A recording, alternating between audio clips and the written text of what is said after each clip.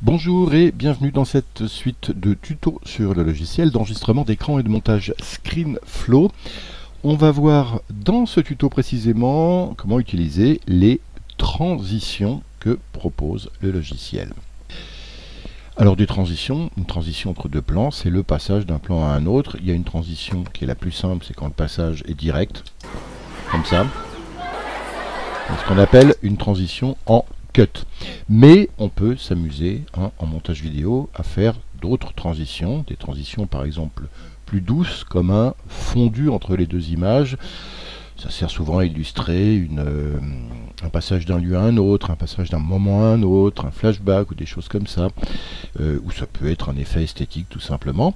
Et comment on applique une transition? C'est très très simple dans ScreenFlow. Il suffit par exemple de prendre un des plans et de venir comme ça, pouf, le poser par-dessus l'autre. Et par défaut, c'est la transition de fondu enchaîné, de fondu entre les deux images qui est appliquée. Regardez ici. Vous voyez, les deux images se fondent. L'opacité du plan entrant monte au fur et à mesure que l'opacité du plan sortant descend. Voilà. Alors il y a cette manière-là. On peut aussi tirer sur le plan, comme ça, pour l'allonger ici. Et aussi, si on veut l'allonger de l'autre côté, resélectionner le plan sortant et également tirer dessus.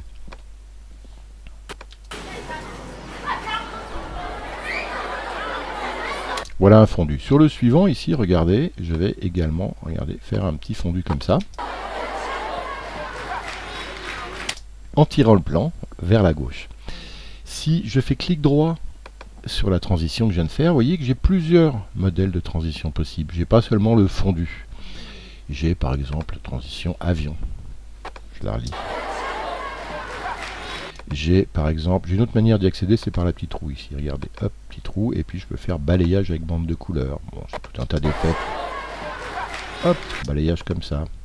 Et regardez pourquoi bande de couleurs, parce que si je fais ici afficher l'inspecteur de transition, vous allez voir que je peux régler la couleur. Je peux par exemple mettre un bon rouge pour qu'on la voit bien.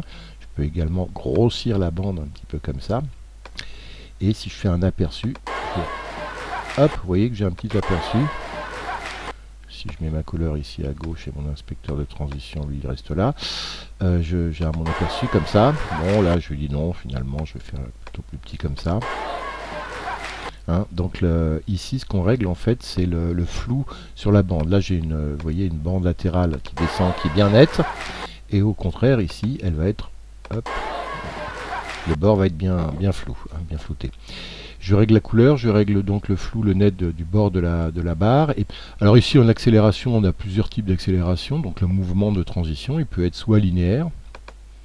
Je me mets sur linéaire.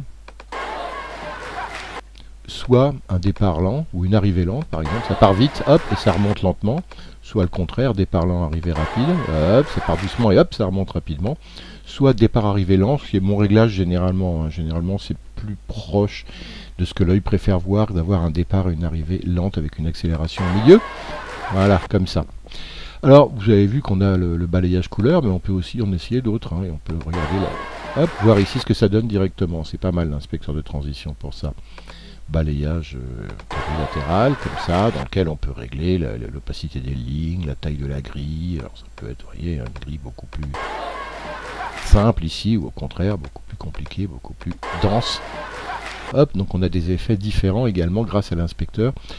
Balayage circulaire, regardez, c'est ça. Balayage d'horloge, c'est à peu près la même chose, hop, avec un mouvement d'horloge. Balayage en dents de scie. On en a toute une tonne, on va pas les passer tout en revue. Moi, il y en a un que j'utilise assez souvent, c'est le cube, que j'utilise dans mes tutoriels pour dire on passe d'une section à une autre. On change de registre. On vient de parler de ça, on va maintenant parler d'autre chose. Donc souvent, je fais vous avez dû voir sur mes tutos, des cubes comme ça, comme enchaînement. Mais vous voyez qu'il y en a plein d'autres. Il y a le fondu enchaîné, bien sûr, mais il y a le fondu au noir. Ça peut être utile aussi. Ou au blanc, ou au flou. Enfin, regardez, il y a plein de choses. Il y en a un que j'aime bien aussi, c'est la séparation de couleurs. Bon, c'est un effet d'esthétique. Là, on n'a pas d'aperçu, par exemple. Donc, il faut le relire en le remettant là et en faisant... Voilà donc tout ce qu'on peut faire comme transition dans ScreenFlow. Merci, à bientôt.